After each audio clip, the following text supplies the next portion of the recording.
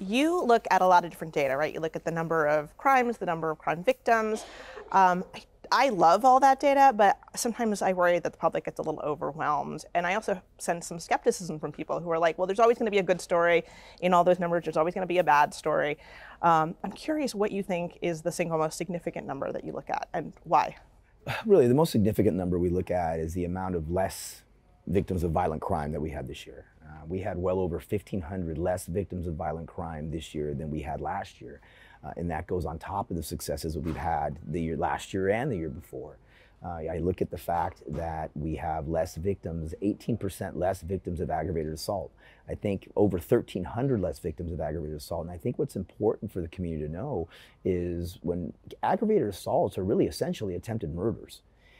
And so to be able to reduce that number by 18%, I'm incredibly proud of the department. And I can't just give you one. I mean, another big one is the fact that gun offenses with regards to incidents also went down over 20%. And so when you look at that and you look at that trajectory in that direction, it's something to build upon. Obviously I'm proud of the work that men and women do, but I'm never satisfied. And we can't stop until we reach our goal of being the safest, largest city in the country, and we need to continue to do that. We certainly want to get back down to pre-pandemic numbers on everything, and we're almost there. I'm not happy, obviously, that our homicide numbers increased this year. There's no question about it.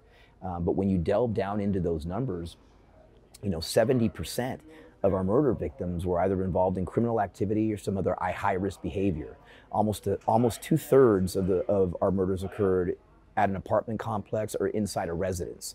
So those are challenges really to our officers. And then when you consider that the majority of our victims knew their suspects, that creates even more challenges to be able to do that, which is why I constantly say that we need to really drive down incidents of aggravated assault. We had the least amount of violent crime incidents and the least amount of victims that we've had in 5 years here in the city of Dallas. And I know that, oftentimes the numbers and perceptions go hand in hand, and I completely understand that. Obviously, when a violent incident occurs and it's there for everyone to see, I know that's what they're going to think of. But it's the day-to-day activities that's important. It's important for the community to know that their department is on the right track. We're not going to get completely out of this overnight, but we're on the right trajectory. And again, just very proud of the men and women of the department, and we need to keep moving in the right direction. Yeah, those murders have been sort of an outlier. And I'm curious because you've said that the way to reduce murders is to reduce the aggravated assaults that cause them. But right now we're seeing those aggravated assaults fall. We're seeing the murders up compared to this time last year. Why do you think that is? Well, really, the only difference between, there's so many factors, there's different factors that from an aggravated assault to it turning into a murder, how quickly people get medical aid, where the wound is, how quickly, how close we are to a trauma center. There's things that can make something from an aggravated assault shooting to a murder. Obviously the biggest outlier to me is when you talk about 70% of our victims are either involved in criminal activity or high-risk behavior. That's difficult that can be difficult for a department with regards to stopping those individual crimes from necessarily occurring, because sometimes they happen.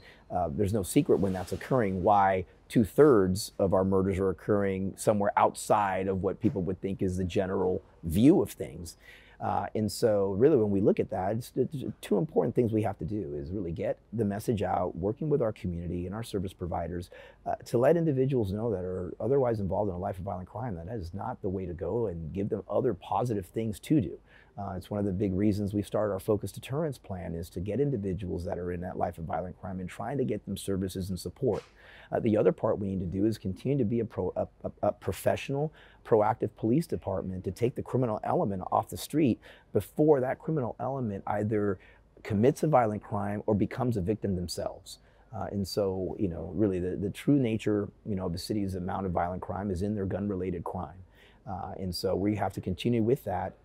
We're doing nothing different than we've done, the last 3 years. We'll be doing the same thing. I mean, I can't believe it's been that we're going to be starting on year 4 here, but we'll do nothing different with regards to the plan. We need to grow as a department. We need to continue to work with our community and be present with our community.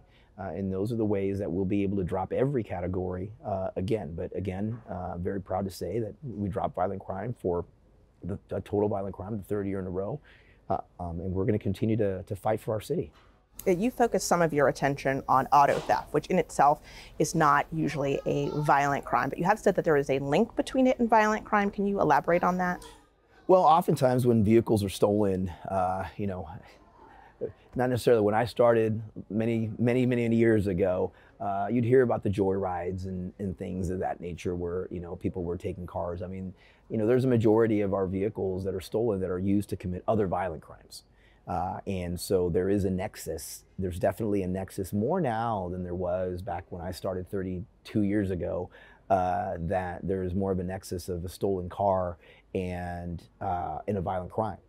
The other angle of it too is many of our criminals that are committing auto theft are also armed. Unfortunately, we have seen victims get seriously injured or killed trying to intervene in that situation, which is one of the major reasons that we instituted our reporting plan now, so that individuals can report their car much quicker than we were able to do before, because I understand the frustration, I understand how important it is, and so there's definitely a nexus with auto theft and other violent crime, no doubt. In the last Public Safety Committee meeting, you made a comment that there are things that will not get done. And I think you were talking about staffing in that regard. I know that you just referenced some of the frustration about response times to auto theft, burglaries, crimes that can make people feel violated if they're not necessarily violent in and of themselves. And I'm curious, with the staffing levels that you have, sort of persistent staffing issues, if you think that the public is going to have to shift its expectation of what a police department can realistically get done.